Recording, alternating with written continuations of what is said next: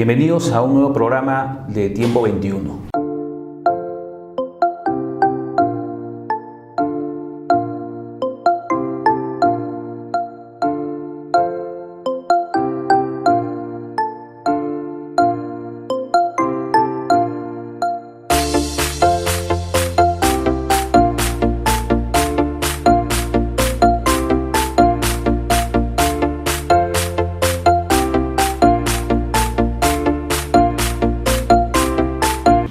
El día de hoy vamos a tener con nosotros a Francis Gutiérrez Sandoval. Ella es abogada por la Pontificia Universidad Católica del Perú, especialista en Derecho Tributario, tiene una maestría en Tributación también, ¿no?, que está por concluir este año, y también es docente universitaria, ¿no? Ha estado como docente en la Pontificia Universidad Católica del Perú también y ahora en la Universidad de Lima, ¿no? Bienvenida, Francis, ¿no? Mucho gusto de tenerte aquí. Igualmente. Queríamos conversar un poco sobre las perspectivas de Acción Popular. Es el partido que está liderando las encuestas en este momento. Es interesante porque algunos tienen la idea de que el liderato de Acción Popular, por decirlo de alguna manera, se debe a la recordación del símbolo de la lampa. ¿Hay algunos otros motivos que tú consideras como militante con más de 10 años de militancia, por lo que sé, en Acción Popular? ¿Hay algunos motivos, algunas causas por las cuales tú crees en este momento que Acción Popular está primero en las encuestas? Claro que sí, yo creo que hay muchos factores. En primer lugar, claro, el símbolo de la lampa se ha venido posicionando, pero lo más importante es que Acción Popular es un partido que no tiene ninguna mancha de corrupción. No está siendo ni siquiera investigada ninguno de los miembros de Acción Popular. Y entonces el deslinde con la corrupción es un factor muy importante, sobre todo actualmente, donde la corrupción es el principal problema del país, el que nos ha traído muchos de los males que ahora vemos, que hemos sufrido, y digamos, por lo que está manchada nuestra clase política y tan mal vista, es justamente por la corrupción. Acción Popular está totalmente desligada de la corrupción y eso es un factor muy importante para nuestro posicionamiento. Adicionalmente, nuestros líderes, tanto Fernando Belaúnde Terry, líder fundador, como Valentín Paniagua, han sido presidentes en los 3 gobiernos que ha tenido Acción Popular, cuya trayectoria ha sido intachable. Quizás algunos podrían discrepar de sus políticas o de algunas decisiones, pero lo cierto es que ambos han salido totalmente transparentes y limpios de cualquier tara de corrupción. Realmente esa recordación que tiene la gente sobre nuestros líderes se ve ahora.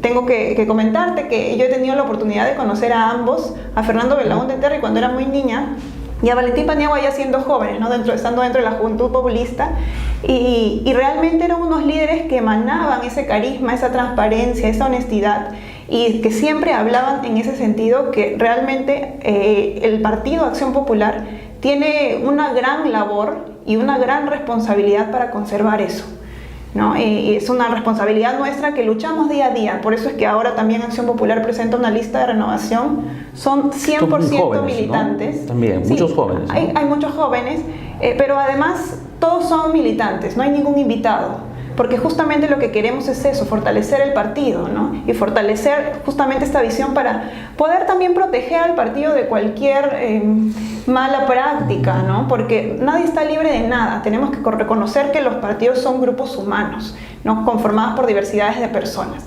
Pero tenemos que luchar en la misma línea siempre, con la misma ideología, con la misma doctrina.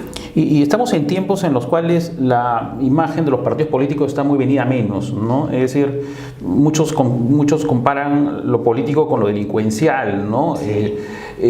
Y por otro lado también de personas que tienen muchas camisetas partidarias durante su vida cuando son políticos, ¿no? Y cuando, por ejemplo, algunos que han estado mucho tiempo en el Congreso no siempre han mantenido la misma militancia partidaria, ¿no?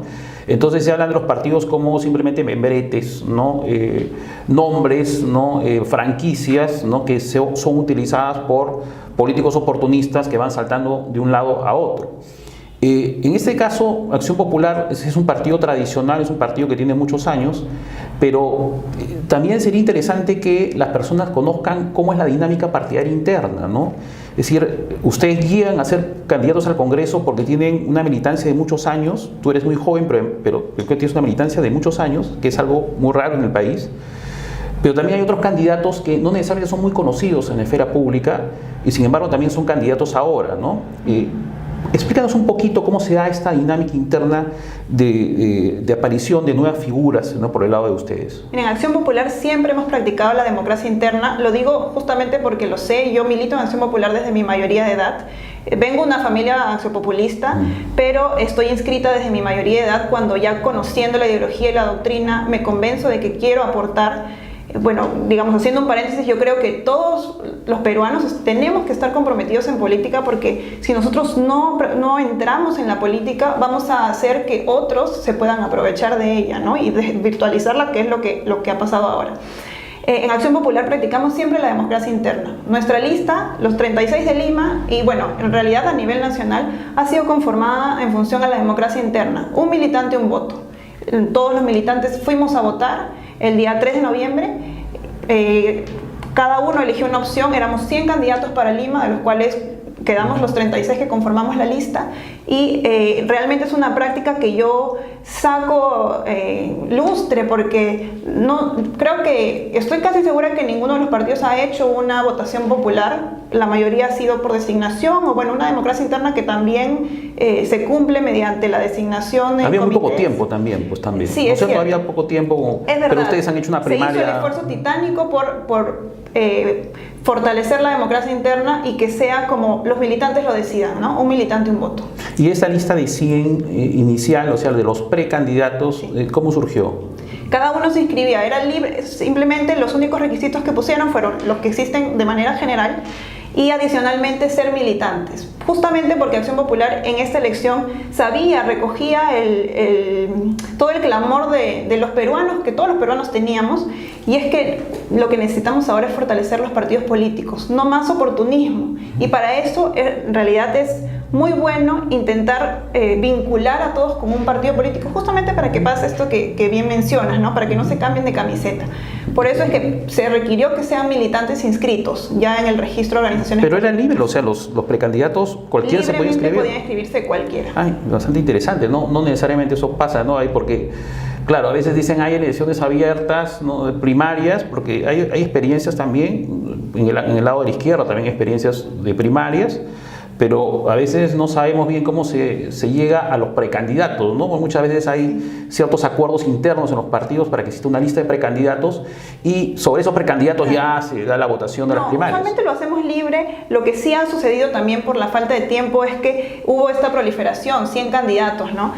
Tal vez si hubiéramos tenido un poco más de tiempo, seguramente trabajábamos en grupos, en propuestas grupales, universales, para poder tener, digamos, una lista un poco más pequeña y, digamos, uniformizarnos. Pero la premura de tiempo hizo que sea libre, que, digamos, varios saliéramos a conversar como pudimos, ¿no? En ese momento la intención era clara, ¿no? En este momento se necesitaba una lista de renovación y sobre todo comprometida con la reforma política y judicial. Digamos, con esa base es que todos los militantes salimos, y también hicimos una dura campaña interna. Tuvimos que salir a recorrer los distritos, a buscar los votos de los militantes para hacer llegar nuestro mensaje, ¿no? Gracias a Dios estamos en la lista. Yo soy la última, la 36. Son 36 congresistas y también candidatos en Lima. Yo entro en el último lugar y muy feliz por eso, porque cada uno de los votos que me dieron los militantes me los gané, digamos, llevando el mensaje, comprometiéndome con ellos, y realmente estoy dispuesta a cumplir con el compromiso que tengo. ¿Cuántos votaron aproximadamente? ¿Tienes alguna cifra? No tengo el monto, no tengo la cifra exacta, pero debe haber sido aproximadamente entre 2.000 y 3.000 votantes, ¿no? Por Lima. Por Lima. Ahora, en un tiempo tan corto, porque tenemos un periodo pequeñísimo en realidad, ¿no? La quinta parte de un periodo regular en el Congreso, ¿qué se puede hacer? ¿Qué planteas tú como candidata trabajar en el Congreso desde el primer día, sabiendo que hay un tiempo, ¿no?, relativamente breve, ¿no?, de gestión parlamentaria? Sí, el tiempo es muy limitado y todos los peruanos tenemos que ser conscientes de eso, porque hay muchos también peruanos, limeños, que exigimos muchas cosas sin realmente conocer la realidad. Como Partido Acción Popular está convencido de que la reforma política y judicial es la tarea más importante, y todos, incluyéndome a mí, estamos comprometidos con impulsar la reforma política y judicial. Los temas que la gente conoce y que, digamos, estamos de acuerdo, la eliminación de la inmunidad parlamentaria, por ejemplo, para que deje de ser impunidad, porque ha sido realmente escandaloso cómo se ha venido utilizando. Y también en el campo de la reforma de justicia, por ejemplo, la modificación del sistema de elección de los miembros de la Junta Nacional de Justicia. Porque si bien sale el Consejo Nacional de la Magistratura tan manchado, y se crea este nuevo órgano, la Junta Nacional de Justicia, vimos en un primer intento de elección que se fue frustrado, que el mecanismo de elección no era idóneo. Ahora justo acaban de ser elegidos los nuevos miembros. Esperemos que todos sean, digamos, los esperados, pero ya desde la primera elección se evidencia que se requiere la modificación legal del mecanismo para su elección para que no vuelva a pasar, ¿no? No podemos volver a exponernos. No ha sido un buen diseño, en realidad, ¿no? Sí, o sea, estas idas y venidas... Yo creo que todos estamos de acuerdo que lo que queremos dentro de la Junta Nacional de Justicia son miembros íntegros, o sea, no solo conocedores del derecho, porque ellos no van a resolver derecho, ellos van a elegir a jueces y fiscales. Lo que necesitamos son miembros íntegros para que no vuelva a pasar lo de los hermanitos que negociaban las sentencias. Ya no queremos más de eso, ¿no? Lo mismo pasa, por ejemplo, en la elección de los miembros del Tribunal Constitucional, siendo el órgano más importante, porque es el que interpreta la Constitución política, nada menos que la norma más importante de nuestro país. No podemos mantener una elección a dedo. La elección de los miembros del Tribunal Constitucional también debe ser modificada para que sea en función a la meritocracia, ¿no? Son, digamos, temas de la reforma política y judicial que Acción Popular y yo, Francis Gutiérrez Sandoval, nos comprometemos a impulsar en beneficio de la población, porque si no combatimos los temas anticorrupción, no vamos a poder atender los demás temas de interés nacional, ¿no? Adicionalmente, también yo tengo una agenda social muy especial porque tengo muchos años trabajando en voluntariado con niños en abandono y adultos mayores en abandono. He realizado el trabajo voluntario en los que se llaman asilos de ancianos y los albergues de niños. Hice, por ejemplo, en el caso de los niños en abandono, hay un promedio de 19.000 niños declarados en abandono, solo los declarados, y las cifras de adopciones no superan, o es un promedio de 150 adopciones anuales. Entonces, mientras la población de niños en abandono crece, las adopciones se mantienen a lo largo del tiempo, van más o menos en ese número. Entonces, lo que quiero y yo me comprometo es a impulsar los mecanismos para fomentar la adopción. Es un sistema muy rígido. Sí. No, es un sistema rígido que no queremos volverlo flexible, porque no queremos que los niños vayan a parar a cualquier mano, pero sí que se incentive como una política pública, y eso implica un trabajo con el Ministerio de la Mujer y Poblaciones Vulnerables, ¿no? Y porque los niños tienen que acceder a sus derechos, ellos tienen derechos a tener un hogar, una vivienda, a tener una familia, una educación, etc. Y es el futuro del país, ¿no? Y por eso es que tengo un especial compromiso en ello, en fiscalizar los mecanismos de adopción, poner las propuestas legislativas que sean necesarias, ¿no? En el campo de los adultos mayores de la misma manera. O sea, los centros de atención residencial no pueden ser solamente de centros de asilos, solamente de acogida. Ellos tienen que acceder a sus derechos como cualquiera de nosotros. Tenemos que pensar que todos estamos en camino a la vejez. Ellos tienen que acceder a servicios, a sus derechos, no solamente ser asilados.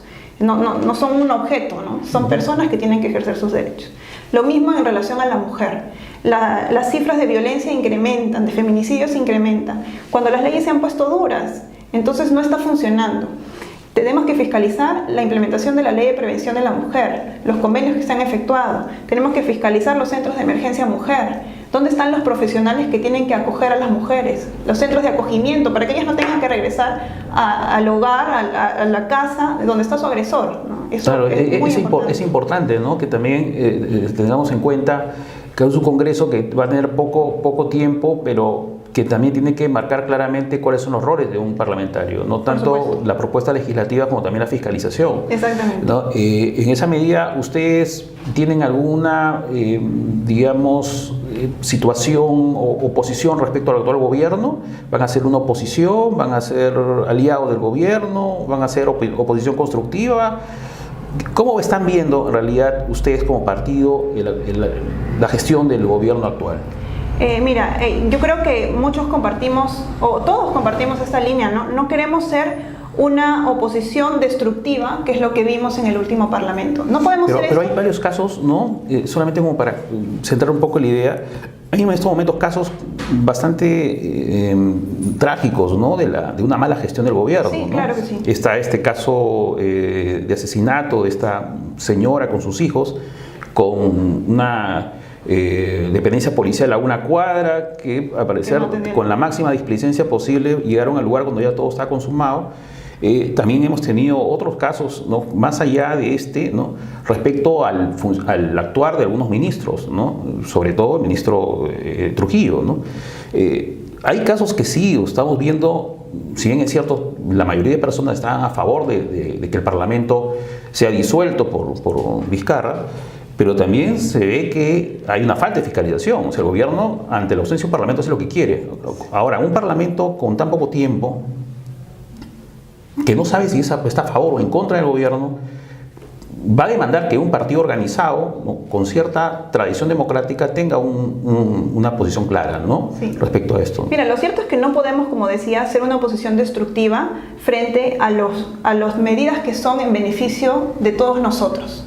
Tenemos que reconocer que donde hay medidas beneficiosas tenemos que apoyar y empujar todos al mismo lado, ¿no? Y ciertamente donde hay errores, pues tenemos que poner mano dura. Como bien dices, hay más cambios de ministros en este corto tiempo sin Parlamento. Eso evidencia la deficiencia del gobierno. O sea, en este tiempo sin Parlamento, 3 ministros han salido. Y imagínense sin el sistema de pesos y contrapesos regular que debería haber, donde no se ha podido llamar a los ministros al Congreso. Entonces sí se evidencia el mal accionar. El mismo ejemplo que nos ponía, justamente lo que le decía, se han modificado, se han endurecido las leyes para proteger a las mujeres de la violencia, y no vemos que eso esté dando frutos positivos. Por eso es que la fiscalización va a ser muy importante, tanto como le decía en los centros de emergencia mujer, de la ley para prevenir la violencia, y los centros de acogimiento, que no se instalan donde se requieren, ¿no? Entonces, es verdad, hay muchas deficiencias del gobierno y vamos a poner nosotros la fiscalización y la mano dura donde se tenga que poner. Pero no vamos a hacer esa oposición destructiva que cerraba paso a todo, ¿no? Incluso lo que era beneficioso para la población solo por venir del gobierno. No se trata de eso, ¿no? Se trata de avanzar en favor de todos los peruanos. Eso es lo que queremos todos. Por eso es que estamos acá. ¿Y los decretos de urgencia van a...? Claro que sí. El decreto de urgencia es una medida obligatoria que los congresistas tienen que tomar al ir al Parlamento. Hay muchos decretos de urgencia que se han emitido, el de las medicinas, el uso medicinal, también el de las construcciones inconclusas, que a mí me parece un decreto de urgencia un poco superficial, porque claro, se declaran de interés el concluir las obras públicas a medio hacer. Entonces tenemos que fiscalizar, ya se declararon de interés nacional, a ver cómo avanzaron entonces a partir de ese decreto de urgencia. El decreto de urgencia es súper importante para poder proteger a los alumnos estafados por estas universidades que no le daban calidad y que ahora van a quedar en el aire para poder concluir sus estudios en otras universidades.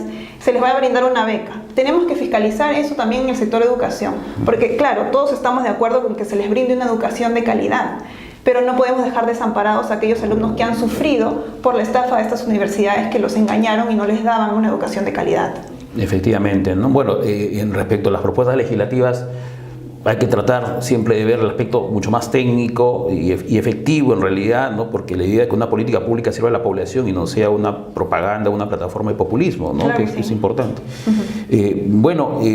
Hay cosas muy centradas en, digamos, la jurisdicción, ¿no? Donde una persona está postulando, ¿no? Pero también hay problemas nacionales bastante amplios, ¿no? Yo quería terminar un poco tocando este tema que en este momento por el proceso electoral no lo vemos, ¿no? Parece que está un poco más tranquilo, pero estamos en un país conflictivo y estamos en una región conflictiva, ¿no? Hemos visto lo que ha pasado en Chile, lo que ha pasado en Ecuador, lo que pasó en Bolivia, ¿no? Aquí estamos como en un proceso de calma, en un momento de calma aparente, ¿no? Pero hemos tenido conflictos sociales, socioambientales importantes en el país, ¿no? Este año que ha pasado. ¿Cuál es el planteamiento de Acción Popular respecto a administrar, ¿no? esta conflictividad social, ¿no? ¿Cómo están viendo la conflictividad social que se puede avecinar? La relación, por ejemplo, con las grandes industrias extractivas, la minería, ¿no? Y esa vinculación con las poblaciones, sobre todo con las comunidades, que es complicada, ¿no? Sí, los conflictos sociales que se han presentado en la región tienen mucho que ver con lo que pasa en el Perú. O sea, si bien no han explotado aquí, tienen mucho que ver y sobre todo parte de la desconfianza de la población frente a los gobernantes y los políticos en general. La confianza tiene que regresar. ¿no? Tiene que regresar, y para esto las medidas anticorrupción van a servir muchísimo, porque si nos ponemos a trabajar limitando los beneficios que han tenido los congresistas todos estos años, seguramente la población va a empezar a confiar un poco más, va a devolverse esa confianza y vamos a poder trabajar. Ahora, en relación a las medidas, digamos, de las poblaciones que lo solicitan al interior, es importante que nosotros no estamos en contra de las industrias extractivas. No podemos hacerlo porque eso ayuda en el desarrollo del país, pero siempre tienen que estar de la mano con una protección social, ¿no?, de las poblaciones vulnerables, de las poblaciones alrededor de ellas, porque tenemos que ponernos dentro de cada una de esas situaciones. Nosotros tenemos que ponernos como si estuviéramos en esa realidad.